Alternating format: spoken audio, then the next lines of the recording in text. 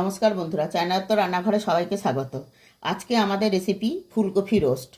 ফুলকপিটা কেটে নিয়েছি এরকম মোটা মোটা করে এইভাবে, তবে ফুলকপি রোস্ট খুব সুন্দর লাগে। দেখুন এবার আমরা কী করে বসাই। ফুলকপি রোস্টের জন্য আমরা কড়াইয়ে তেল বসিয়ে দিয়েছি। ফুলকপিগুলো আমরা ভেজে নেব, যেন লাল না হয়, হালকা বাদামি ধরলেই আমরা তুলে নেব। দেখুন খুব লাল করা যাবে না, আমরা এইরকমভাবে করতে পারি, একটু হালকা লালচে হলেই নামিয়ে নিচ্ছি। এবার আমরা নামিয়ে নিচ্ছি। এতে আমাদের কপির গন্ধটাও চলে গেছে, হালকা ভাজাও হয়ে গেছে।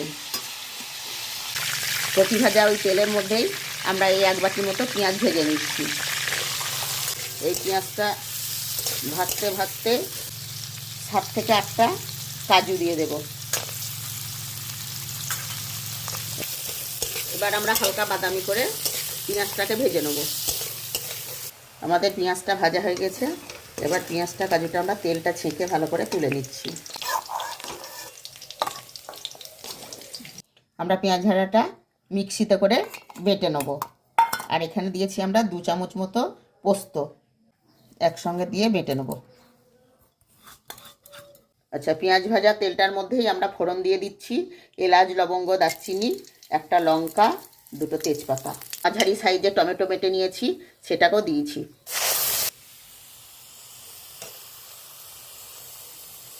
এর মধ্যে আমরা দিয়ে দিচ্ছি আদা রসুন পেস্ট আর 2টো কাঁচা লঙ্কা। এবারে আমরা দিচ্ছি জিরে গুঁড়ো, ধনে গুঁড়ো, কাশ্মীরি লঙ্কা গুঁড়ো কালারের জন্য, আর হলুদ। আমরা দিচ্ছি 2 চামচের মতো লবণ। মশলাটা আমাদের প্রায় কষা হয়ে আসছে, তেল ছাড়বো করছে। আমরা ওই সময় দিচ্ছি 6 চামচ মতো টক দই। দেখুন মশলাটা আমাদের কষা হয়ে গেছে। এই সময় আমরা দিচ্ছি যে পেঁয়াজ, কাজু আর পোস্তর বাটাটা ঢেলে দিলাম।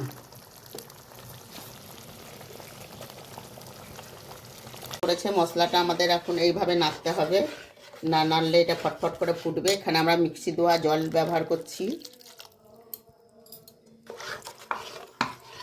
দেখুন গ্রেভিটা কত গাঢ় হয়ে গেছে।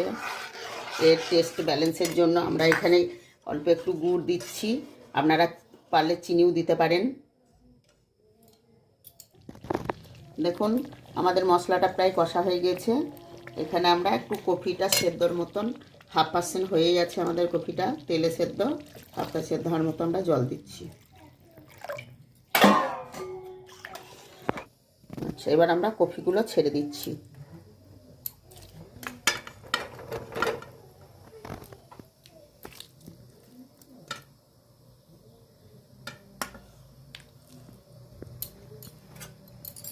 এই যে কপিটা হালকা আর একটু সেদ্ধ হবে, সেদ্ধ হওয়ার পরে আমরা নামাবো।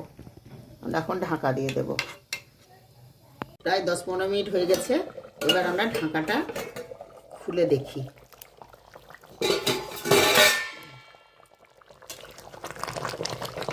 বাহ, দেখুন আমাদের কত সুন্দর সেদ্ধ হয়ে গেছে। এবার আমরা দেব